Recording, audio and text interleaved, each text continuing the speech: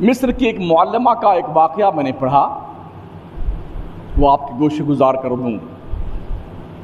وہ اپنے شاگردوں کو نصیحت کیا کرتی تھی اور قرآن پاک کی ایک آیت کے مطابق زندگی گزارنے کے لیے بچوں کو تلقین کرتی تھی۔ وَعَجِلْتُ إِلَيْكَ رَبِّ لِتَرْضَىٰ، اے پروردگار میں نے تیری طرف آنے میں جلدی اس لیے کی ہے کہ تو خوش ہو جا مجھ سے، تو مجھ سے راضی ہو جا۔ جیسے نماز کا وقت ہوتا نا، سب کام چھوڑ کر کے وہ وضو کر کے نماز کے لیے تیار، ہر کام کو سائیڈ میں، پہلے اللہ کی عبادت، اللہ کی نماز، اللہ کی بندگی۔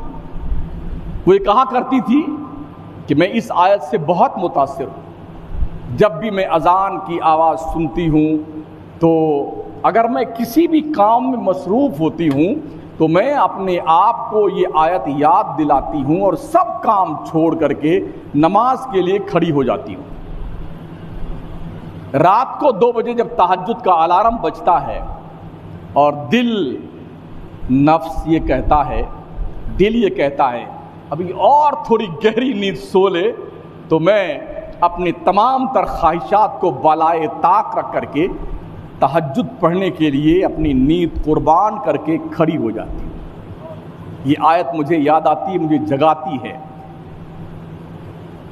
اس خاتون کے شوہر کی ایک عادت تھی، کام پر جاتا تھا اور گھر آنے سے پہلے فون پر بتاتا میں گھر پہنچنے والا ہوں، گرما گرم روٹی، شوربا، قورمہ، بریانی سب بنا کے رکھنا تاکہ میں گھر پہنچوں اور گرما گرم کھانا ملے، کھا پی کے ٹھنڈا ہو کے سو جاؤں آرام سے۔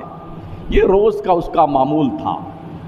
ایک دن حسن اتفاق اس نے اپنی بیوی کو فون کیا اور یہ کہا کہ دیکھو محشی ایک ڈش ہے وہ بنانا۔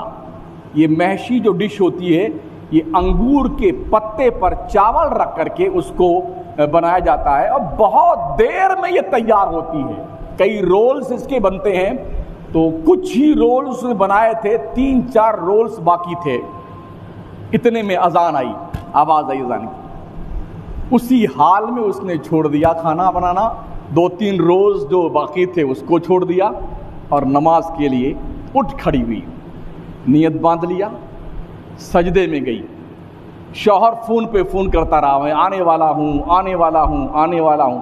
ادھر سے کوئی واپس رپلائی نہیں گئی، واپس جواب نہیں ملا۔ تو بڑے غصے میں شوہر گھر پہ آیا اور آنے کے بعد دروازہ زور سے کھولا، بڑبڑاتا ہوا اندر گیا، چیختا چلاتا رہا۔ دیکھا جب کچن میں جا کر کے کہ آدھا تو اس سے زیادہ بن گیا ہے، 2-3 رولز رہ گئے ہیں، یہ گئی کدھر؟ نہ فون اٹھاتی ہے اور نہ کچن میں ہے، تو کہاں گئی یہ بیوی میری؟ اس کمرے میں گیا جس میں وہ نماز پڑھتی تھی، تو دیکھا کہ وہ سجدے میں اللہ کے دربار میں پڑی ہوئی ہے۔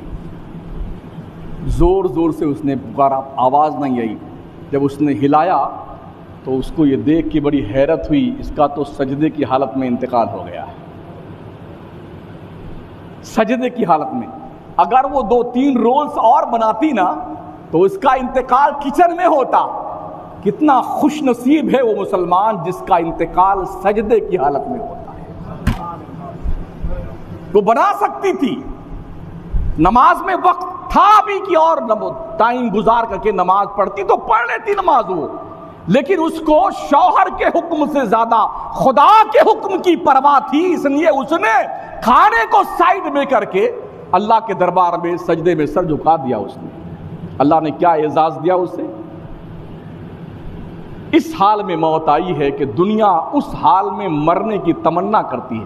اے کاش ہر مسلمان دعا مانگتا، یا اللہ مجھے بھی سجدے کی حالت میں موت آئے، میں بھی نماز پڑھتے پڑھتے مروں۔ مگر ہے یہ مقدر والوں کو اعزاز ملتا ہے جی، مقدر والوں کو، سمجھ رہے ہیں؟ یہ ڈش جو ہے بہت ہلکی آنچ میں پکائی جاتی ہے، محشی بہت دیر میں پکتی ہے۔ تو شوق ہوتا نا لوگوں کا، ہاں بڑے بڑے شوق لوگوں کے ہیں، اسی شوق کو پورا فرمانے کے لیے زندگی کا سارا نظام گردش کر رہا ہے۔ کھانا پینا، کپڑا، بنگلہ، گاڑی، وہ یہ ہائی فائی۔ جب مرے نا تو بس میاں جی منا خلقناکم وَفِيهَا نُعِيدُكُمْ وَمِنْهَا نُخْرِجُكُمْ تَارَةً أُخْرَىٰ۔ آپ جانو، آپ کا کریا کرم جانے، ہمارا ساتھ تو یہیں تک تھا، اب حساب تم نے اکیلے دینا اللہ کی بارگاہ میں۔